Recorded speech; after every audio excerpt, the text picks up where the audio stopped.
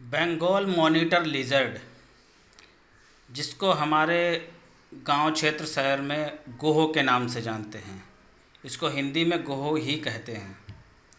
ये छिपकली की एक बड़ी प्रजाति है। इसको लोग देखते हैं और मार देते हैं, ये समझकर कि ये इंसानों के लिए बहुत ज़्यादा खतरा है, लेकिन ऐसा नहीं है। मॉनिटर लिजर्ड में जहर नहीं होता।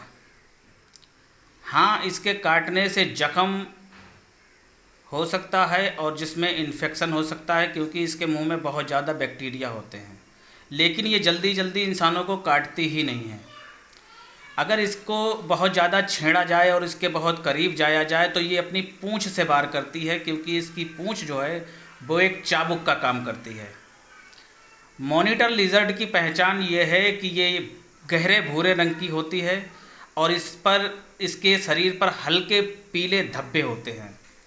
इसकी लंबाई 4 फीट से लेकर 6 फीट तक होती है और इससे अधिक भी हो सकती है, जिसका वजन 7 किलो से लेकर 12 किलो तक हो सकता है। मॉनिटर लिजर्ड की जीभ 2 भागों में बटी हुई होती है, जो सेम टू सेम सांप की तरह होती है और सांप के जैसे ही ये हर समय बाहर निकालती रहती है। ये अपनी जीभ को बार बार बाहर निकालकर हवा में फैली गंध का पता लगाती है, जिससे ये मरे हुए जानवरों को खाती है। ये किसानों के लिए फ्रेंडली है, क्योंकि खेतों की फसल में जो होने वाले कीड़े मकोड़े, चूहे, मेंढक आदि हैं जो फसल को नुकसान पहुंचाते हैं, ये उन सभी को खाती है। ये छोटे सांपों को भी खा लेती है, मरे हुए जानवरों को भी खाती है। ये मांसाहारी जीव है, लेकिन ये इंसानों पर हमला नहीं करता।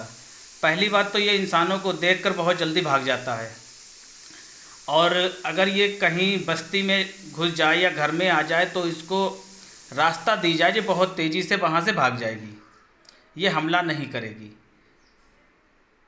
दूसरी, मॉनिटर लिजर्ड जो है, मादा मॉनिटर लिजर्ड एक बार में 15 से 20 अंडे देती है